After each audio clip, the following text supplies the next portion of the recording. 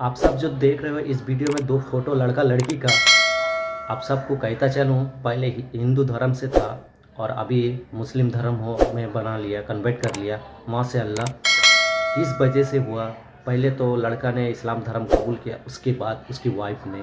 तो चले पहले सुनते हैं उसकी वाइफ से कि ऐसा क्या हुआ कि उन्हें भी इस्लाम धर्म अपनाना पड़ा। सलीम, डॉक्टर मोहम्मद सलीम की वाइफ हूँ अल्हम्दुलिल्लाह।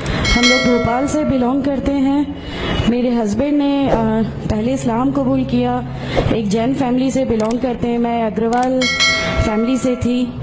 मेरा पुराना नाम मानसी अग्रवाल था और मेरे हस्बैंड ने जब इस्लाम कबूल किया तो मेरे लिए मेरी लाइफ का बहुत एक शॉकिंग इंसिडेंट था।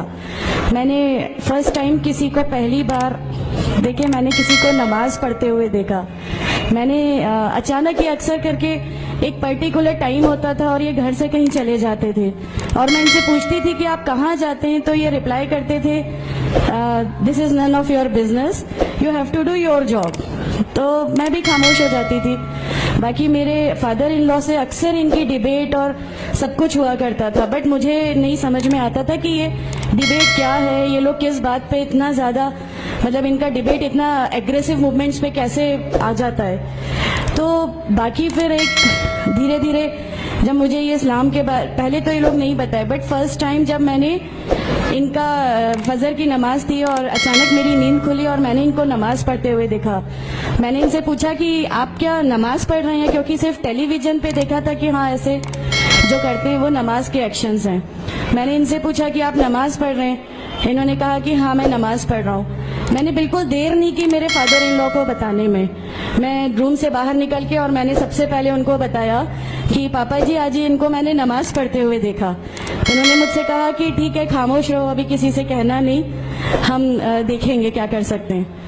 अब वो जो मेरी लाइफ का मोमेंट था, वहां से मेरे को ऐसा लगा कि ये क्या हुआ, मतलब ये क्या कर रहे हैं, ऐसा क्यों कर रहे हैं, ये कहीं ये किसी ऐसे व्यक्ति से तो नहीं मिल गए जो इनको टेररिज्म की तरफ ले जा रहा है और ये ऐसी चीजों में तो नहीं इन्वॉल्व हो जाएंगे। एक बहुत बड़ा डर जो मेरे अंदर था वो, और on that time I was pregnant, तो मेरे को एक बहुत खलबली सी लगी रहती थी कि ये क्या चल रहा है, ये क्या चल रहा है। फिर धीरे धीरे करके जब मैं इनकी बुक्स वगैरह जो अलमीरा में रखी रहती थी वो मैं पढ़ने लगी और ढूंढने लगी। ये छुपा के रखा करते थे और मुझे जब भी कोई बुक मिलती थी तो फिर मैं उसको पढ़ने लगी। तो मुझे उसमें ऐसा कुछ लगता जरूर था कि पता नहीं कुछ है, कोई डिफरेंट चीज है, क्योंकि मैंने देखा कि इनके अखलाक, इनकी सब चीजें बिल्कुल चेंज हो गई। जो ये पहले थे उससे ये बिल्कुल अलग हो गए। तो मुझे ऐसा पर्सनली लगता था कि इस प्लेटफॉर्म ने इनको ऐसा क्या दिया जो मेरे हस्बैंड को बिल्कुल चेंज करके रख दिया। मतलब अल्हम्दुलिल्लाह ये उस समय कोशिश करते थे कि जो नबी की सुन्नतें हैं, जो हमारे नबी सल्लल्लाहु अलैहि वसल्लम ने किया, अपनी वाइफ की मदद करना, अपनी वाइफ के साथ किस तरह उसके हुकूक की अदायगी करना, ये सब कुछ वहाँ अल्हम्दुलिल्लाह करने लगे। और मुझे जो इनका ये ड्रास्टिकल चेंज था, जो इनको इस प्लेटफॉर्म पे आए हुए 6 मंथ्स या 1 ईयर हुआ होगा, वो देख के मेरे लिए एक बहुत बड़ा मीनिंग, एक सरप्राइज था कि ये क्या हुआ। फिर उसके बाद मुझे लगा कि नहीं, मैं भी अब इसको जानती हूँ, मैं भी अब पढ़ूंगी। और फिर मैं अपने फादर इन लॉ और इनकी डिबेट सुनने लगी। तो जैनिज्म में गॉड कॉन्सेप्ट है ही नहीं। हर वो व्यक्ति जो बहुत ज्यादा इल्म हासिल कर लेता है, बहुत ज्यादा नॉलेज हासिल कर लेता है, तो वो एक लिमिट पर आकर नौजुबिल्ला गॉड का वो मुकाम हासिल कर लेता है और लोग उसी की फिर पूजा करने लगते हैं, उसी की वर्शिप करने लगते हैं। तो मेरे दिमाग में, मैं अग्रवाल फैमिली से थी, तो मेरे दिमाग में था कि नहीं, हमारे जो भगवान है वो 3-4 हाथ वाले हैं, इनका क्या एक ही गॉड है जिसको जाके आपको पूजना है। तो नहीं, मैं इनसे तो कुछ नहीं मांगूंगी, 3-4 हाथ वाले भगवान ही होते हैं, ये नहीं कुछ वो ऐसा रखते। तो वहां से एक थोड़ा सा डिस्ट्रैक्शन मेरे को गॉड कॉन्सेप्ट का आया, और ईश्वर है जो इस दुनिया को चला रहा है, ये हमेशा मेरे एक जहन में रहता था। तो मुझे मेरे फादर इन लॉ कहीं ना कहीं उस प्लेटफॉर्म पे आके गलत लगने लगे कि नहीं, ये जो कह रहे हैं वो सही है और इनकी जो डिबेट है उसका एंड जो है वो ये सही है। फिर धीरे धीरे करके मुझे इनकी चीजों पे यकीन आने लगा अल्हम्दुलिल्लाह। फिर हमारे एक फैमिली फ्रेंड है, उनके यहाँ ये मुझे ले गए। वहां पर किसी ने मुझसे कहा कि मैं बहुत बुजुर्ग हो चुका हूँ, कलीम सिद्दीकी साहब है, मुझे उनका नाम ध्यान नहीं है अच्छे से, बट उन्होंने मुझसे कहा बेटा मैं बहुत बुजुर्ग हो चुका हूँ, मैं चाहता हूँ तुम कलमा पढ़ लो, मेरी जिंदगी रहे ना रहे, मैं आपसे मिलूं ना मिलूं, तो आप कलमा पढ़ लो। तो अल्हम्दुलिल्लाह मैंने कलमा पढ़ लिया कलमा पढ़ने के बाद भी जब हम घर लौट रहे थे तो मैंने इनसे कहा कि मैंने सिर्फ अभी कलमा पढ़ा, अभी आप ये मत समझिएगा कि मेरे को सब समझ में आ गया और मैं इस चीज को मान लूंगी। इन्होंने कहा नहीं, तुम्हारी मर्जी, किसी में कोई फोर्स नहीं है। तो अल्हम्दुलिल्लाह अल्लाह ताला का एहसान है, उस कलमे की ताकत थी। और ये हमेशा कहते थे तुम्हें कोई दुआ मांगनी है तो तहज्जुद में मांगा करो।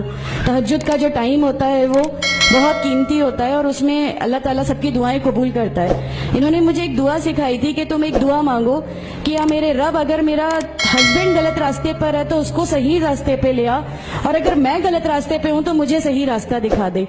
अल्हम्दुलिल्लाह मैं ये दुआ कंटिन्यू मांगती थी। एक बार मेरी नींद अल्हम्दुलिल्लाह तहज्जुद में खुली और बस मैं नॉर्मल जैसे एक ध्यान करते हैं वैसा मैं बैठ गई और अपने आप अचानक दिल चाहा कि बस सजदा करूं। मेरी जिंदगी का वो पहला सजदा था और उस बहुत लंबा सजदा था और उस सजदे में मैंने मेरे रब से क्या क्या मांग लिया मुझे भी नहीं याद है। और उस समय मुझे ऐसा फील हो रहा था जैसे अल्लाह ताला खुद मुझसे बात कर रहा है, अल्लाह मेरे सवालों का जवाब खुद दे रहा है। अल्हम्दुलिल्लाह बस उसके बाद तो ऐसा लगा कि नहीं, इस्लाम हक है और इस्लाम पे ही चलना है। उसके बाद फिर बहुत सारी परेशानियां लाइफ में आई, सब कुछ आया, बट अल्हम्दुलिल्लाह अल्लाह का एहसान है कि अल्लाह ताला ने हर परेशानी, हर चीज को ऐसे ले लिया कि हम लोगों को कभी एहसास ही नहीं होने दिया कि ये कोई परेशानी थी। ऐसा लगा कि अल्लाह की पूरी राह में हम लोगों को रिवार्ड ही मिलना है इस चीज का और अल्लाह हमें इसका रिवार्ड ही देता चला जाएगा।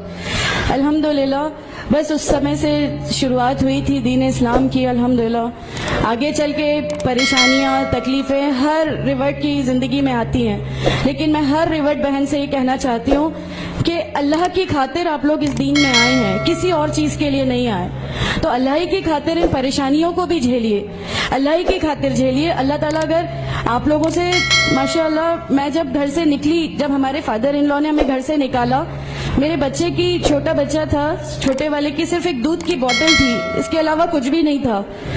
मैं जॉब करती थी, मैंने अपने छोटे बेटे को माँ के यहाँ छोड़ के जाया करती थी। मेरे मम्मी पापा बहुत ज्यादा मतलब हम लोगों से डिटैच नहीं हुए थे, एक मोहब्बत थी उनको हमसे, तो उस मोहब्बत के कारण मतलब उन लोगों ने कभी हमारा उस लेवल तक अपोज नहीं किया जो इन लॉज की तरफ से आया। तो जब मैं मेरे मायके गई और मैंने अपने बच्चे को लिया और मैंने कहा कि माँ हमने वो घर छोड़ दिया, हमें उस घर से उन लोग निकाले, ऐसा करके माँ है, बहुत रोई, तुम लोग क्यों ऐसा कर रहे हो, क्या करोगे, कैसे रहोगे, दोनों छोटे बच्चे हैं, क्या होगा।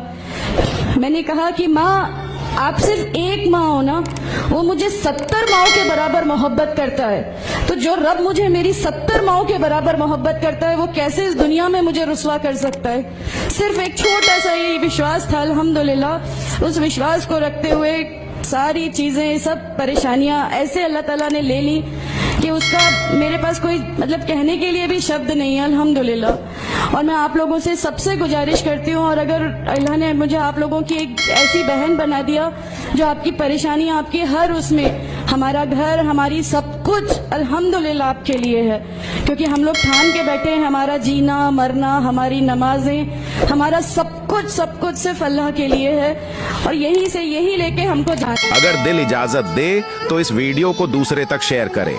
माशाअल्लाह।